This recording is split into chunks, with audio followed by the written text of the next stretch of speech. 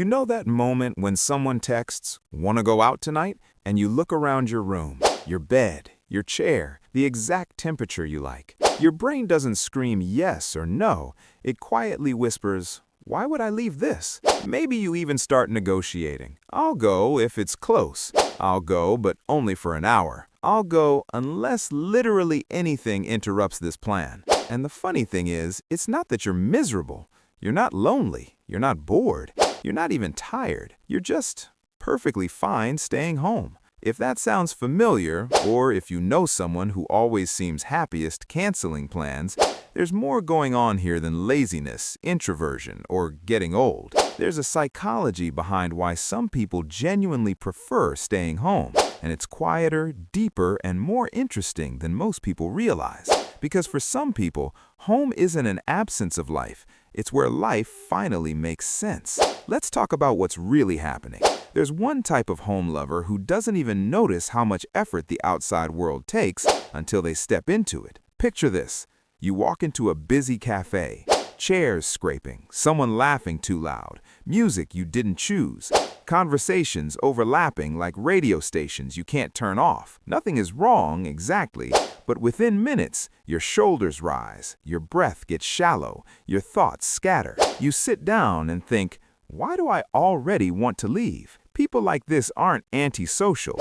They're often deeply perceptive. Their nervous systems just take in more information than average. More sound, more emotion, more movement. Psychologists sometimes talk about sensory sensitivity, but that phrase barely captures it. This isn't about being fragile, it's about being highly responsive. At home, the input drops. No surprises, no constant micro-adjustments, no unspoken rules to track. Your brain can finally unclench. For this person, staying home isn't avoidance, it's regulation. It's the difference between holding your breath all day and finally exhaling. And the reason they don't miss going out much is simple. The outside world costs energy they don't get back. If that's you, you might recognize how refreshed you feel after a quiet evening.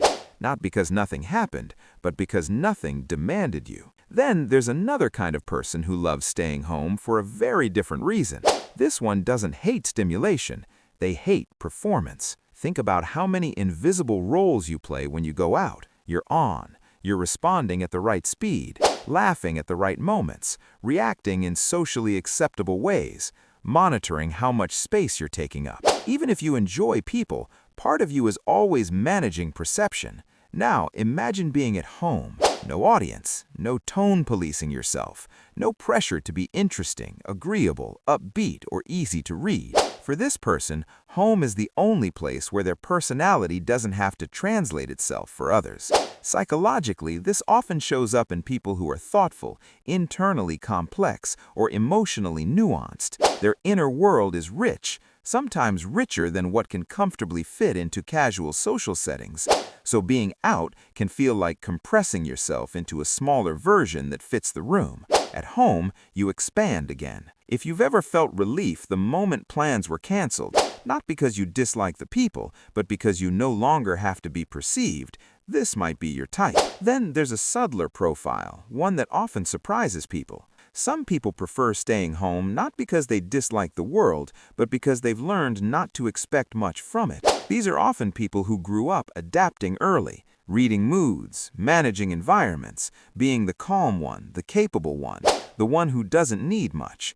Over time, home becomes the only place where they don't have to anticipate others' needs. Out in the world, even in fun settings, there's often a quiet responsibility humming underneath. Will everyone be okay? Is the mood good? Is anyone uncomfortable? Am I being too much? Not enough? At home, that vigilance turns off. Psychologically, this is about control, not dominance, but predictability. Home is a space where outcomes are known. Nothing ambushes you emotionally. You don't have to brace yourself. For people like this, staying home feels safe not because they're afraid of the world, but because they're tired of carrying it. And here's the twist. They may not even realize how much weight they put down when they stay in. Another profile looks very similar on the surface, but the engine underneath is different. This person stays home because their inner life is simply more rewarding than most external options. They have ideas they want to think through, projects they want to tinker with, media that absorbs them completely, thoughts that spiral, connect, deepen. Going out doesn't feel exciting, it feels interruptive. Psychologically, these people often score high in imagination, introspection, or openness to inner experience. Their satisfaction doesn't come from stimulation, it comes from immersion. While others recharge by interacting, they recharge by sinking into something: a book, a game, a concept, a creative flow, even their own thoughts. If you've ever stayed home just for a bit, and suddenly it's 2 a.m. and you feel oddly fulfilled, this might be you. You weren't avoiding life, you were inside it. And then there's the type that almost no one talks about. The person whose love of staying home developed quietly over time. This is the person who used to go out more, used to say yes, used to chase experiences. But slowly they noticed something. The anticipation was often better than the reality. The recovery time longer. The cost-to-reward ratio shifted. Psychologically, this isn't withdrawal, it's calibration. As people age, gain self-knowledge, or experience burnout, they often refine what actually nourishes them. They stop treating activity as virtue. They stop equating visibility with meaning. Home becomes a filter. If something is worth leaving it for, it has to truly matter. This kind of staying home isn't shrinking, it's selective expansion, a narrowing that makes room for depth. If you relate to this, you might feel misunderstood. Others might call you boring, withdrawn, or no fun anymore. But internally, you feel more aligned than ever. What's interesting is how society tends to misunderstand all of these people in the same way. We assume staying home means fear, or sadness, or lack of ambition. But often, it means the opposite. It means knowing where your energy goes. It means understanding your thresholds. It means choosing quality over quantity, internally, not just socially. And here's the part that's uncomfortable to admit. Some people prefer staying home because they've stopped outsourcing meaning. They don't need constant external validation. They don't need constant novelty. They don't need to prove they're living. Their life happens inwardly, and that counts. Of course, this can tip too far. Home can become a hiding place if it's fueled by fear, unresolved pain, or avoidance of growth. The line between sanctuary and shelter from life can blur. But the key difference is this: does staying home make you feel more yourself or less alive? Do you feel grounded afterward or numb? People who prefer staying home in a healthy way tend to feel clearer, calmer, more oriented after time alone. They re-enter the world on their own terms, not depleted. And maybe that's the real psychology here. Home isn't just a place, it's a state where the self doesn't have to defend, perform, or fragment. So, if you're someone who loves staying home, the question isn't what's wrong with me. It's what am I protecting, preserving, or prioritizing? Which version of this feels closest to you? The sensitive nervous system? The relief from being perceived? The inner world that outshines the outer one? The quiet recalibration of what actually matters? Or maybe it's a mix. Most people are. Sit with that for a moment. And if this made you feel seen or made you think of someone you understand better now, you already know what to do next. You ever notice how some people agree to plans way too easily and then slowly, quietly, mysteriously back out? At first, it's enthusiasm. Yeah, that sounds fun. Sure, I'm in. Let's do it. Then the day arrives. Suddenly, there's a headache, a long week, a vague sense of being off. Or the classic line, can we reschedule? And here's the strange part.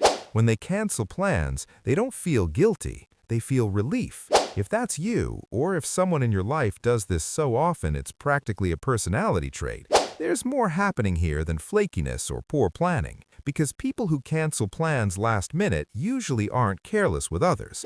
They're careful with themselves, sometimes in ways they don't fully understand yet. Let's talk about the psychology behind it. There's one type of last-minute canceller who genuinely means it when they say yes. When the plan is made, they picture the best version of it. Good energy, easy conversation, no awkwardness, no exhaustion afterward. Their imagination fills in all the blanks with optimism, but what they don't calculate is the cost. As the event gets closer, reality creeps in. The social effort, the travel, the small talk, the emotional bandwidth required. Their nervous system starts doing math their mental mind didn't do earlier. Psychologically, this often happens in people who are emotionally responsive but mentally hopeful. They want connection. They want novelty. They want to be the version of themselves who says yes. But when the moment arrives, their body vetoes the decision. If you recognize this, you might notice how canceling doesn't feel like letting someone down. It feels like narrowly escaping overload. Then there's another profile, one that's quieter and often misunderstood. This person cancels not because they're overwhelmed, but because they change internally. When they agreed to the plan, they were in one emotional state. Now they're in another, and the new state feels more real. Psychologically, this happens in people whose emotions are deeply contextual. Their desires aren't fixed. They shift with mood, energy, mental clarity. What felt right 3 days ago doesn't feel true anymore, and forcing it feels dishonest. So they cancel, not because they don't care about others, but because they can't ignore how they feel now. If this is you, you might struggle with guilt, not because you think you're wrong, but because you know the world expects consistency more than authenticity. Another type cancels plans for a reason they rarely say out loud. They don't want to be seen in the state they're currently in. Maybe they're quieter than usual, more fragile, less articulate, less upbeat. Going out would require pretending they're fine or explaining why they're not. Psychologically, this often shows up in emotionally self-aware people who don't want to burden others with half versions of themselves. They'd rather withdraw temporarily than show up misaligned. So they cancel, not to disappear, but to recalibrate. If you've ever thought, I don't want to go out like this, you understand this type perfectly. Then there's a more strategic canceller, though they don't see themselves that way. This person has learned through experience that saying yes too early keeps them socially safe. Agreeing to plans creates goodwill. It avoids awkwardness. It keeps relationships smooth. But internally, they reserve the right to decide later. Psychologically, this pattern often develops in people who dislike confrontation but value autonomy. Saying no up front feels too harsh.